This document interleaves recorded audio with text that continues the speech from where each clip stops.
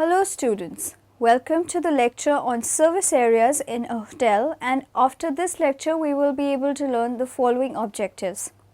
Describe system and services, discuss restaurants and their subdivisions, explain duties and responsibilities of restaurant staff, understand new trends in hotel room service, define ancillary departments. India, a country with snow-peaked mountains, palm-fringed beaches and historic mountains, is a traveler's paradise. Being a country catering to the tourists around the world, it has all the facilities required for making the tourism sector a success. India caters to the needs of every pocket. Generally, hotels are complex and costly when it comes to maintenance, with various uses of spaces that have different schedules and uses for guest rooms, restaurants, health club, swimming pool, retail store, and each has a functional engineering system required for its maintenance. Maintenance therefore has to be done throughout the year, requiring competent staff to undertake building services, operation and maintenance, supplemented by outsourced contractors. In the hospitality industry, the maintenance of the engineering systems is important despite its complex processes, as its effectiveness will directly affect the quality of hotel service, food and beverage, which have direct and significant effect on guests' impression of the hotel. As such, the development of a suitable maintenance strategy is gaining publicity. Greater reliance is placed on it to keep high system availability and achieve acceptable environmental conditions for the occupants.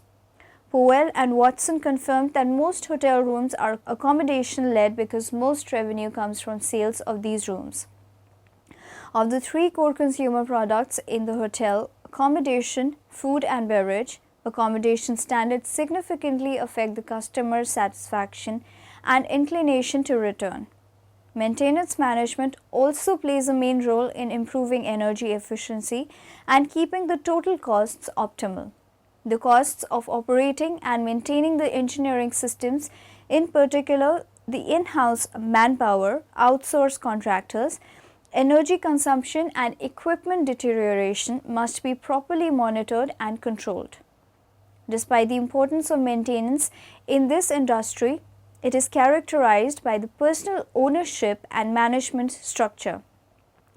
There is a division in a hotel where one party owns the 8 physical assets of the hotel and an independent second party manages the hotel. The writer further mentioned that it is interesting to note that operators need to maintain brand image can also be a source of owner-operator conflict, as brand image maintenance may compete with profit maximization. Students, can you answer some questions? What maintenance strategies do hotel operators adopt for efficient delivery of services, and what difficulty do they encounter in implementation? Anyways, in the light of this principal agent problem, some hotel operators have been successful at keeping standards and maintenance management strategies in their hotels, and to keep up in this competitive industry, the causes of their success must be learnt and derived from answers in this study as a motivation to real estate investors and other actors who are into hotel development and management. Students, tell us what influential factors are considered in making decision on hotel maintenance. The hotel industry has two main categories of customers: the corporate guests who patronize hotels for business and conference meetings, primarily using facilities from Monday till Thursday, and leisure guests who usually stay in hotels on weekends and holiday periods. Moving on further, let's talk about system and services. Service quality is a way to manage business processes in order to ensure total satisfaction to the customer on all levels, internal and external. It is an approach that leads to an increase of competitiveness, effectiveness, and flexibility of the entire company. Benefits arising from a high quality are reflected in a more competitive positioning on the market, but also in a better business result.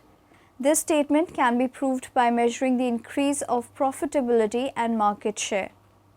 The result of a research carried out in the USA on a sample of 2,600 companies in the period between 1987 and 2002 show a direct connection between the level of quality of goods and services and their financial performances.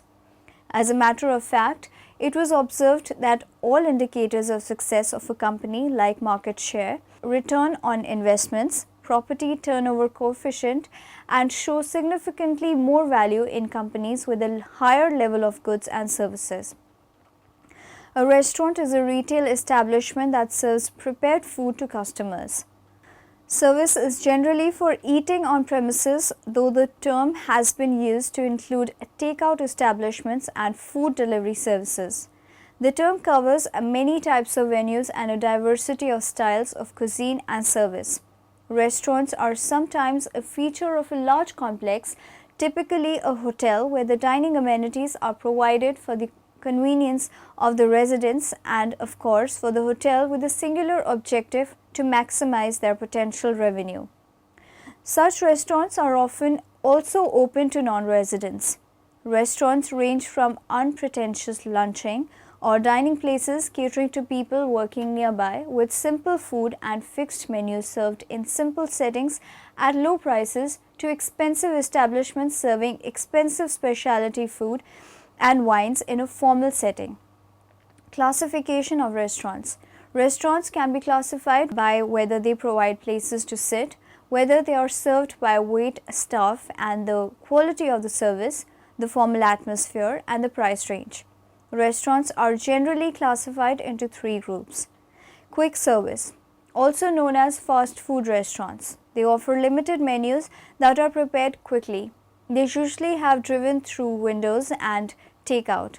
They may also be self-service outfits. Mid-scale. They offer full meals at a medium price that customers perceive as good value. They can be of full service, buffets and limited service with customers ordering at the counter and having their food brought to them or self-service. Upscale. Offer high quality cuisine at a high-end price. They offer full service and have a high quality of ambience. Types of restaurants. There are many types of restaurant. Fast food restaurants, fast casual dining, cafe, pub, casual style dining, fine dining, fast food restaurant. Fast food is the most familiar restaurant to most people. Chains like McDonald's and Burger King became popular in the 1950s and helped spawn countless other concepts like Taco Bell, KFC and In-N-Out Burger. Fast food service attracted customers for its speed and convenience. Fast food restaurants are typically chains. If we are thinking of opening a fast food franchise, keep in mind that the initial costs of franchising are more expensive than opening an independent restaurant. Fast casual dining. This is one of the biggest trends right now. Fast casual is slightly more upscale than fast food. Fast casual restaurants offer disposable dishes and flatware, but their food tends to be presented as more upscale, such as gourmet breads and organic ingredients. Open kitchens are popular with fast casual chains, where customers can see their food being prepared. Boston Market is classified as fast casual. Cafe. A cafe is a restaurant that does not offer table service. Customers order their food from a counter and serve themselves. A cafe menu traditionally offers things such as coffee, espresso, pastries, and sandwiches. Cafes originated in Europe and are strongly associated with France. They are known for their casual, unhurried atmosphere. Outdoor seating is another trademark of a cafe. Panera Bread is an example of a popular bakery cafe chain. Pub, short for public house. Pubs date back to hundreds of years to Europe, especially Great Britain. Pubs have a timeless appeal for their laid-back atmosphere. Brew pubs offer beer made in-house as well as a wide selection of other beers and ales. Pubs can offer full menus as well as appetizers. Many casual-style restaurants have a separate pub side to their establishment. Casual-style dining. Casual-style restaurants offer moderately priced entries. This is one of the largest markets in the US right now. Casual style dining can be any number of themes, from Italian Olive Garden to seafood Red Lobster to Mexican Chili's. Casual style restaurants offer tableside service, non-disposable dishes, while still keeping the menu moderately priced. Fine dining. Just as the name implies, fine dining is used to describe a much more upscale restaurant, one that offers diners an elegant atmosphere with high quality service. The chefs in fine dining restaurants are usually professionally trained, and the food is fairly expensive but worth it. Competition between other pubs and cafes. There are many pubs and cafes in Central, especially in Lan Kwai Fong. Therefore, we need some ways to attract customers. Ours design and environment are selling ours pubs. It provides a comfortable and silent place for our customers. This nature of design is special in Mong Kok. It is difficult to find another pub or cafe in Mong Kok, although there are some in Central. Thus, it can avoid much competition. If new pubs copy our style, it still has some differences. We should have confidence on our benchmark made. As they copy our design, it already represents ours. One is very good. If we find that the competition is really very serious, we can think of transforming our style, such as Cyberfield providing comics. Did you know in N-Out's first location was opened in Baldwin Park, California in 1948 by the Snyders at the southwest corner of what is now the intersection of Interstate 10 and Francis Quito Avenue in the Los Angeles suburb of Baldwin Park, California. Restaurants and their subdivisions, duties and responsibilities of restaurant staff.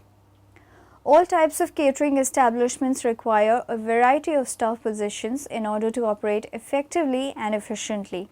The food and beverage service department usually has the largest staff. Able leadership and supervision is required to effectively direct the department and guide the staff. The personnel in the food and beverage service industry require practical knowledge of operations, as even a small error can cause displeasure to the guest. Coordination of activities of all outlets is essential to provide the guest with quality service at all times. Teamwork is a watchword in any food and beverage service department.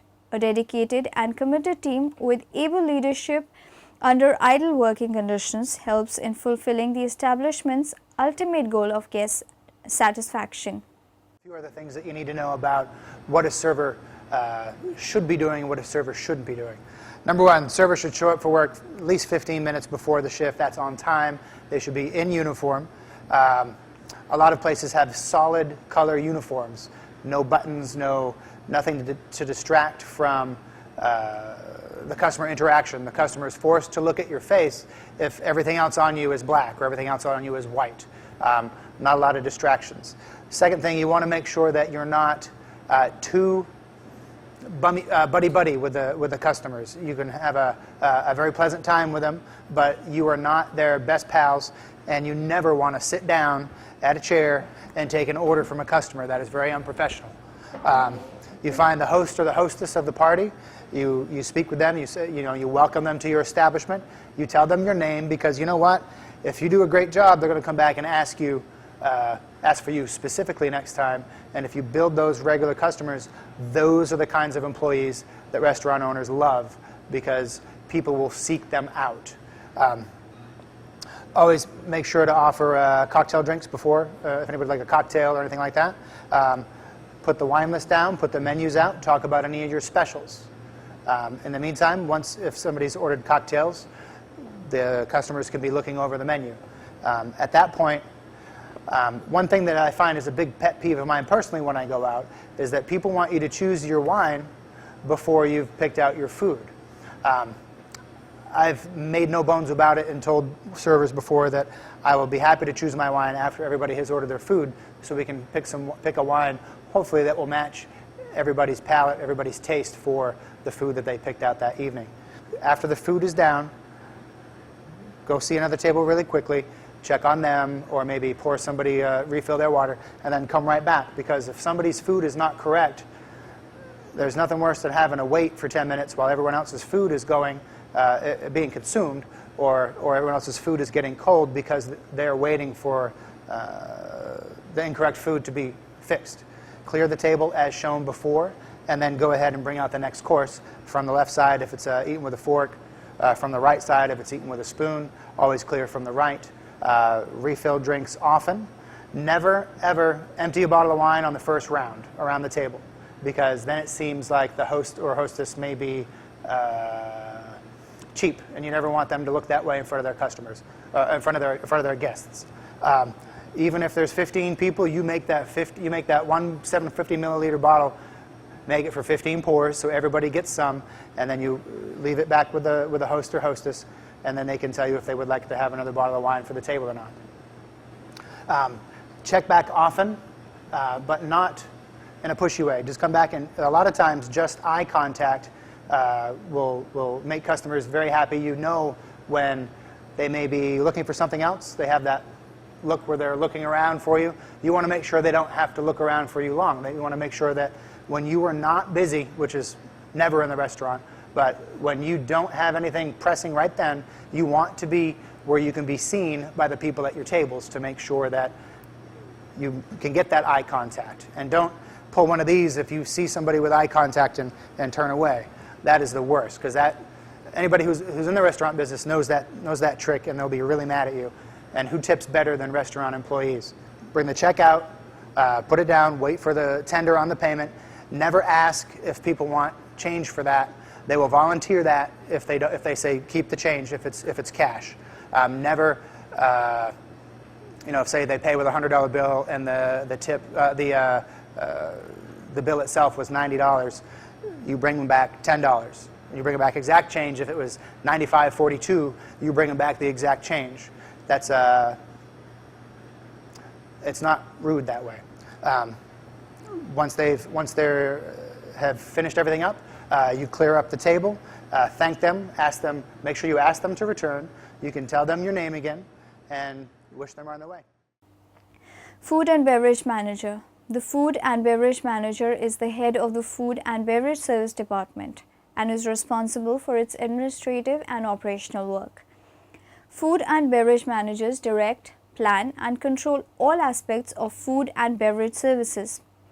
Food and beverage managers require excellent sales and customer service skills, proven human resource management skills, and good communication and leadership skills. Desired knowledge of this position includes knowledge of the products, services, sector, industry, and local area, and knowledge of relevant legislation and regulations as well. Hence, it is said that food and beverage in general, food and beverage manager is responsible for budgeting. The food and beverage manager is responsible for preparing the budget for the department. He should ensure that each outlet in the department achieves the estimated profit margins. Compiling new menus and wine lists. In consultation with the chef and based on the availability of ingredients and prevailing trends, the food and beverage manager should update and, if necessary, compile new menus. New and updated wine lists should also be introduced regularly. Quality control. The food and beverage manager should ensure quality control in terms of efficiency in all service areas by ascertaining that the staff are adequately trained in keeping with the standards of the unit. Manpower development. The food and beverage manager is responsible for recruitment, promotions, transfers, and dismissals in the department. He should hold regular meetings with part heads to ensure that both routine as well as projected activities of the department go on as planned. He must also give training, motivate, and effectively control staff. Assistant food and beverage manager. The assistant food and beverage manager assists the food and beverage manager in running the department by being more involved in the actual day-to-day operations. This position exists only in large organizations. An assistant food and beverage manager's job includes assisting section heads during busy periods, taking charge of an outlet when an outlet manager is on leave, setting duty schedules for all the outlet managers and monitoring their performance, running the department independently in the absence of the food and beverage manager. Restaurant manager. Restaurant manager is responsible for directing and supervising all activities pertaining to employee relation, food production, sanitation, guest service, and operating profits. The restaurant manager is either the coffee shop manager, bar manager, or the specialist restaurant manager. The restaurant manager reports directly to the food and beverage manager and has overall responsibility for the organization and administration of a particular outlet or a part of the food and beverage service department. Room service manager. The room service manager reports directly to the food and beverage manager and is responsible for the room service outlet. Bar manager. Bar manager organizes and controls a bar's operations. A bar manager arranges the purchase and pricing of beverages based on budget, selects, trains and supervises bar staff, maintains records of stock levels and financial transactions, makes sure bar staff follow liquor laws and regulations, and checks on customer satisfaction and preferences. Banquet manager. The banquet manager supervises the banquet operations, sets up breakdown service according to the standards established by the hotel. It coordinates the banquet service in conjunction with other departments involved and prepares weekly schedules for the banquet personnel. New trends in hotel room service. One of the perks of staying in a hotel, in addition to having someone wake up in the morning and make bed, is being able to pick up a phone and have food delivered right to the door. Room service appeals to guests for many reasons. After a long day of meetings, we can unwind with meal without having to get dressed for dinner. If traveling solo, not have to deal with a table for one in the dining room. Room service is quick and easy. And who does not get just a little thrill when the waiter lifts that silver dome with a flourish? Executive Travel has been wondering about the latest developments in the world of room service, so we decided to track in-room dining trends in hotels around the country. Here's what we found. Trend 1. Synergy between the in-house restaurant and in-room dining. Many top chefs who have opened restaurants within hotels are now tinkering with the room service menu or even handling all the food and beverage operations at the property, from the restaurant to the lounges to in-room dining. Chefs are also adding their own gourmet spin to traditional room service items like burgers and salads, as well as expanding in-room menus with dishes from the on-site restaurant. As a result, guests will find that room service is no longer an afterthought but an integral component of the overall food and beverage picture. Trend 2. Organic and locally grown foods on in-room dining menus. Food and beverage directors are noticing that guests in their Guest for Healthier Eating are asking more detailed questions about the cuisine, which are: where does it come from? How is it prepared? What's the portion size? What's the calorie count? Louis Hotels recently launched its brand-wide Adopt a Farmer program, which supports area farmers, anglers and independent purveyors. For example, Louis Miami Beach uses produce from Paradise Farms in Homestead, while Louis Regency in New York buys cheese from the Hudson Valley's Old Chatham Sheep Herding Company. Starwood's Westing Hotels has teamed up with Dr. Stephen Pratt, who founded the Superfoods movement, which emphasizes fruit, vegetables, grains, and proteins and how they interact with each other for maximum health benefits. Some of the signature superfoods dishes include sesame soy, glazed ahi tuna salad, and broiled green tea infused salmon. Trend 3. The return of comfort food. Despite the fact that healthy dishes are on the rise, another clear emerging trend is renewed enthusiasm for comfort food. One of the obvious reasons why comfort food reminds weary road warriors of home and family. These dishes also tend to be filling, quick to prepare, and on the less expensive side, a definite advantage nowadays. Trend 4. Desserts are on the rise. Desserts, another member of the comfort food family, have traditionally been low sellers on in-room dining menus, but lately orders have spiked. The Liberty offers milk and cookies, the ultimate throwback to childhood, while the Ritz-Carlton Central Park South offers New York-style cheesecake and half pints of homemade ice cream. Caramel is one of the top sellers. Ancillary departments.